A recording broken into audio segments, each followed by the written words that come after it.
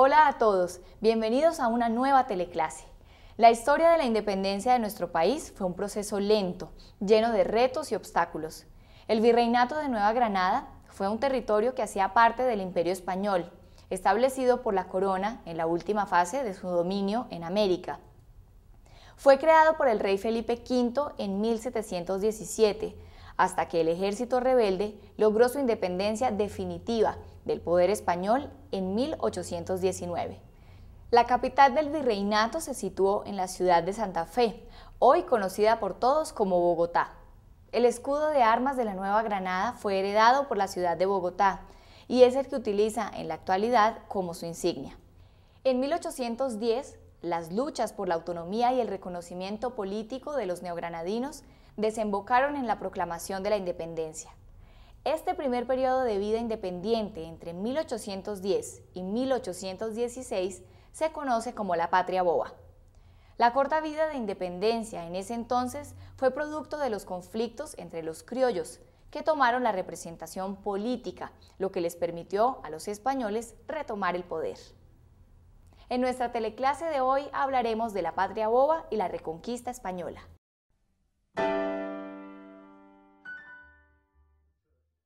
Hoy hablaremos sobre este importante periodo de nuestra historia. Veremos todas las dificultades que tuvieron que atravesar nuestros antecesores para llegar a la tan anhelada independencia de nuestro país. Aquileo, cuéntanos el objetivo de la teleclase de hoy.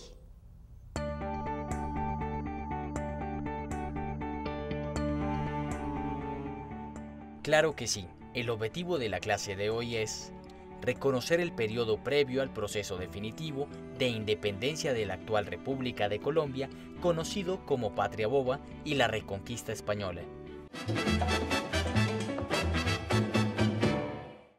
A continuación, de la mano de Aquileo, entenderemos todos los conflictos internos por los que atravesó el país, por las divergencias entre los mandatarios criollos y la consecuencia de esto, la Reconquista Española. Con esto, identificaremos los principales aspectos del proceso de independencia y los fenómenos políticos de la época. Hola a todos, me encanta tenerlos de vuelta acompañándonos en la clase de hoy, en la que hablaremos del tema de la formación de Colombia como nación independiente. Después de la primera proclamación de independencia en 1810, Santa Fe se designó para sustituir el poder de la corona española en todo el territorio de la Nueva Granada. Sin embargo, esta propuesta no fue bien recibida por las élites de las demás provincias. Cartagena fue la primera en desconocer el poder de Santa Fe y a esta le siguieron Tunja, Antioquia, Socorro y Pamplona. Sin llegar a un acuerdo, cada provincia se declaró como un estado soberano y elaboró sus propias leyes y constituciones. Pero bueno, no nos adelantemos sin antes comprender mejor el proceso que llevó a esto.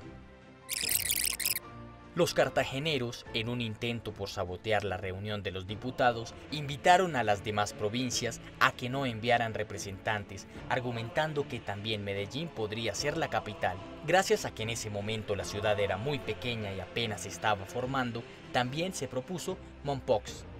El Congreso General del Reino se unió el 22 de diciembre de 1810 y concurrieron a este las provincias de Santa Fe, Mariquita, Neiva, Pamplona, Socorro y Novita, hoy día conocido como Chocó, quedando por fuera provincias tan importantes como Cauca, Antioquia y Cartagena.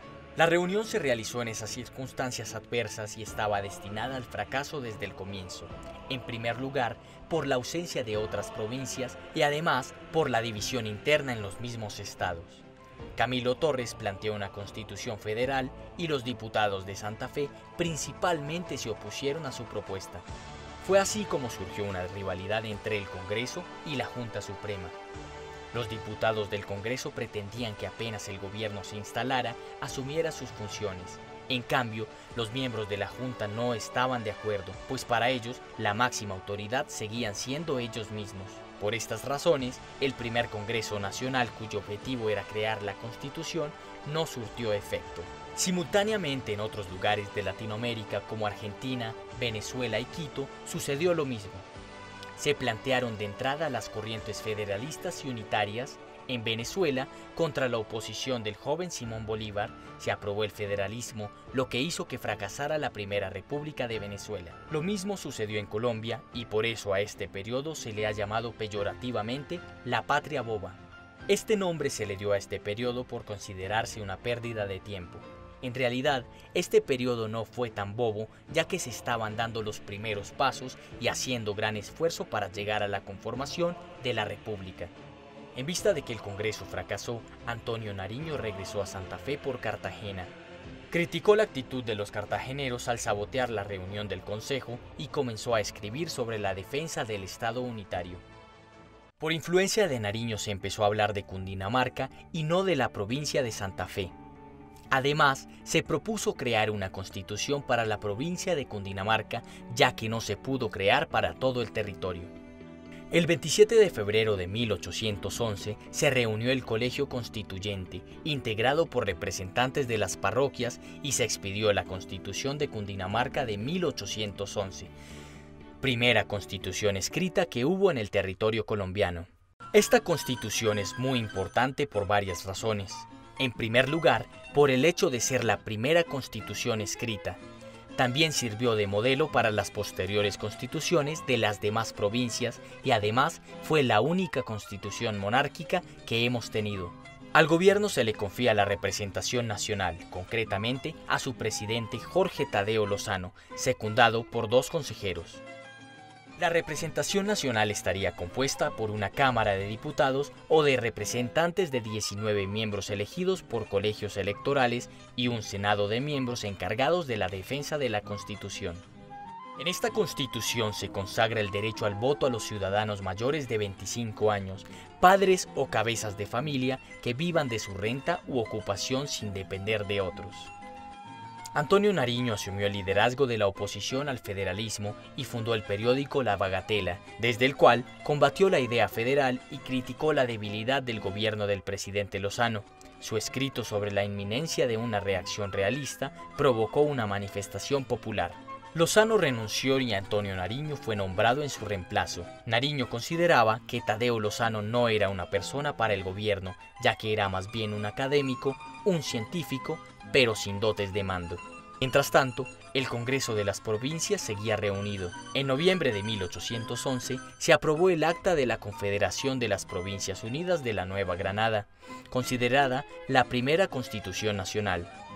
Esta Constitución fue un pacto de confederaciones redactado fundamentalmente por Camilo Torres y prácticamente calcado del aprobado en Estados Unidos en 1777 a raíz de la independencia. Lo que se buscaba mediante esta acta de confederación era que las provincias de la Nueva Granada se unieran, manteniendo cada una su independencia y su soberanía respecto de las demás.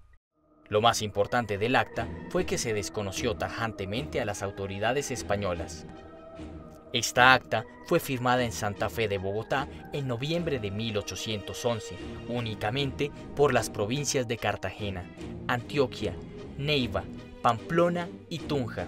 No la quisieron aprobar los diputados de Cundinamarca y Chocó, Ignacio de Herrera y Manuel Bernardo Álvarez. Paralelamente, en Cartagena de Indias se proclamó el 11 de noviembre de 1811 la independencia absoluta de España. En el acta suscrita en el Palacio del Cabildo se manifiestan los motivos que llevaron a esta solemne declaración.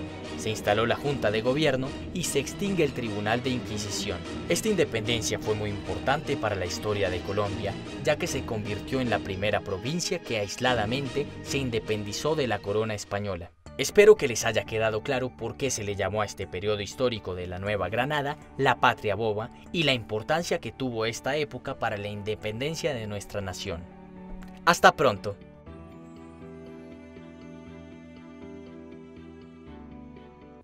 Es evidente que la llamada Patria Boba fue un periodo muy ambiguo de la historia. Aquileo, muchas gracias por tu explicación. Nos queda claro que los conflictos internos del país no permitieron su consolidación como república independiente. Ahora, para recordar lo que acabamos de ver, hagamos un resumen.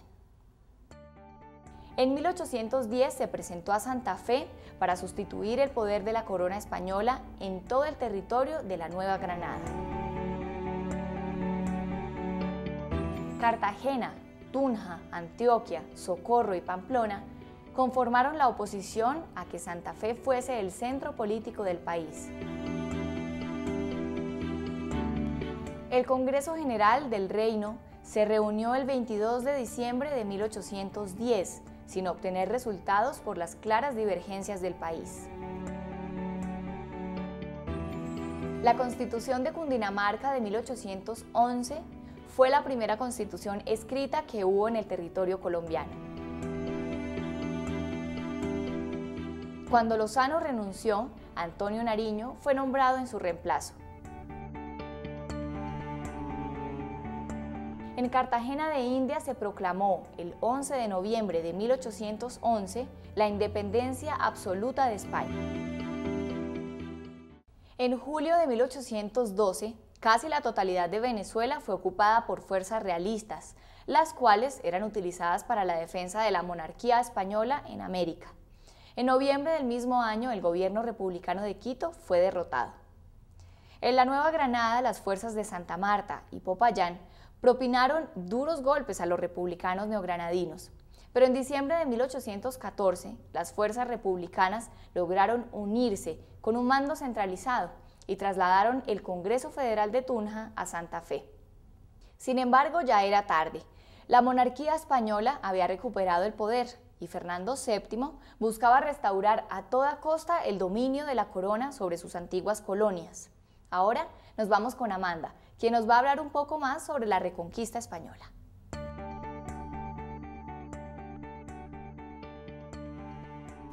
Hola a todos. Quiero contarles cómo se dio la Reconquista española a pocos años de haber logrado nuestra independencia. Espero que esta historia sea de su agrado. Desde España llegaron tropas al mando del general Pablo Morillo, cuyo propósito expreso era reconquistar los territorios bajo el dominio de los patriotas criollos en la Nueva Granada. Las fuerzas de Reconquista ingresaron desde Venezuela a la Nueva Granada, unas por tierra y otras por mar. Cartagena fue sitiada por las fuerzas de Morillo. Después de que más de 6.000 cartageneros, de una población de 16.400 habitantes, muriera de hambre y epidemias, Cartagena fue vencida. De allí, con escasa resistencia, las tropas de Morillo avanzaron por el Valle del Magdalena hasta Santa Fe. Entonces dieron inicio al llamado Régimen del Terror, que acabó con el primer intento de independencia en la Nueva Granada. En mayo de 1816, durante el régimen del terror, se establecieron 3 tribunales militares. El primero denominado el Consejo de Guerra Permanente, el cual tenía por objeto juzgar a los patriotas que cometieran delitos de sangre. El segundo fue el Consejo de Purificación, ante el cual debían presentarse los que estaban comprometidos en la revolución. A estos se les aplicaban medidas que podían incluir el destierro o el servicio en las tropas del rey.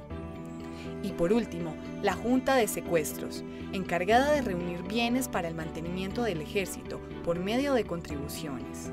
Los ajusticiamientos comenzaron con las figuras más destacadas del movimiento independentista: políticos, militares, intelectuales y funcionarios del gobierno republicano que se había establecido desde 1810.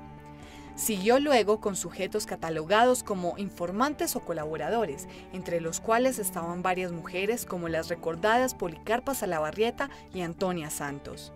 Tal fue la furia del ataque que se llegó a pensar que la causa estaba liquidada, dado que toda la intelectualidad civil había sido liquidada. Los historiadores dicen que, sin embargo, la furia de la Reconquista hizo que muchos opositores e incluso contrarios a la independencia se unieran a la causa patriota, de modo que el efecto logrado fue precisamente el contrario al que tenían en mente los gestores de la campaña. Creo que esto es lo que les puedo contar sobre la Reconquista española. Como ya lo vimos, la opresión fue su principal herramienta. Espero les haya gustado. Un saludo para todos y recuerden que el que no conoce su propia historia está condenado a repetirla.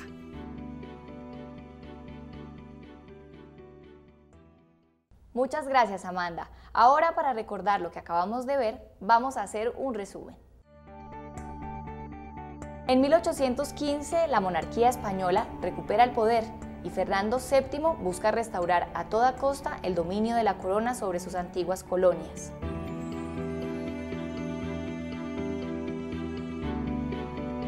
Cartagena es sitiada por las tropas de Pablo Morillo, enviadas desde España.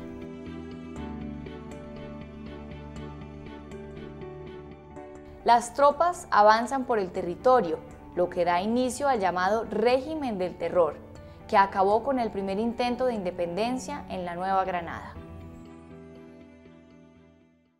Todas estas acciones represivas sirvieron para reavivar el sentimiento antiespañol en diversos estratos de la población neogranadina.